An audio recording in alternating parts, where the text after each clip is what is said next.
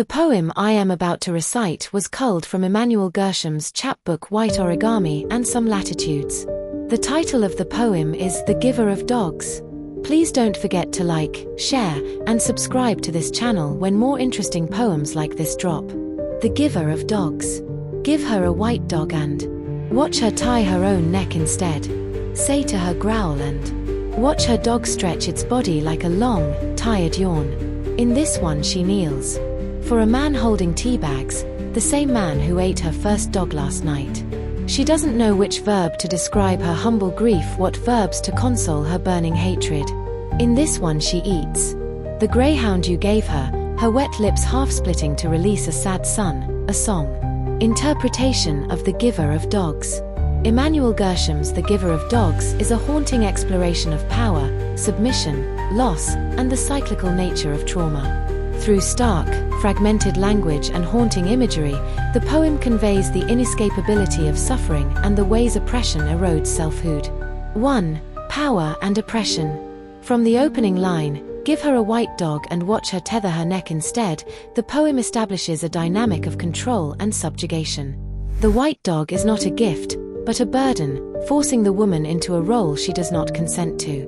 Tether her neck suggests that she is not only bound but also on the verge of self-destruction, a reaction to the control imposed upon her.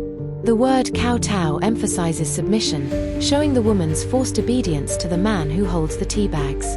Tea, in post-colonial contexts, often symbolizes colonialism, a reference to foreign powers imposing dominance over indigenous cultures. The man who ate her first dog last night represents someone who has already taken something valuable from her, yet she is still expected to submit to him. This dynamic is a reflection of oppression, perhaps alluding to colonial exploitation, abusive relationships, or cycles of servitude. The fact that she cannot even find the right verbs to express her humble grief and burning hatred suggests the silencing power of trauma. Her pain is so deep and complex that language itself fails her. 2. The cycle of violence and internalized despair. The poem then takes a chilling turn. After losing her first dog, her first object of loyalty, love, or innocence, she is given another, only to consume it herself. In this act of eating the greyhound, the woman internalizes her suffering. The oppressor has taken from her, and rather than fighting back, she perpetuates the violence within herself. This could symbolize a loss of identity or a reluctant acceptance of an oppressive system. The imagery is deliberately haunting, her wet lips half-splitting to release a sad son, a song. Her wet lips half-splitting suggests both pain and song, implying that expression, her voice, is inherently tied to suffering.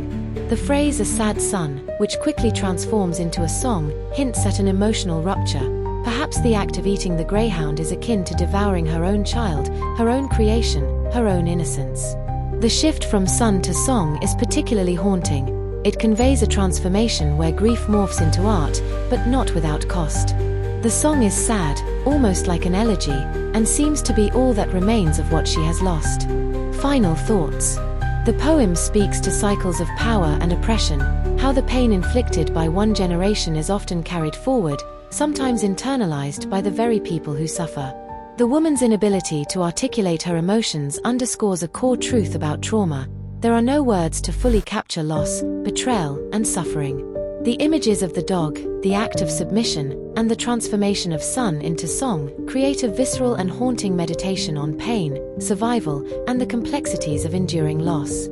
The poem leaves us with a profound question. In a world where grief is devoured and submission is expected, is expression the only resistance left?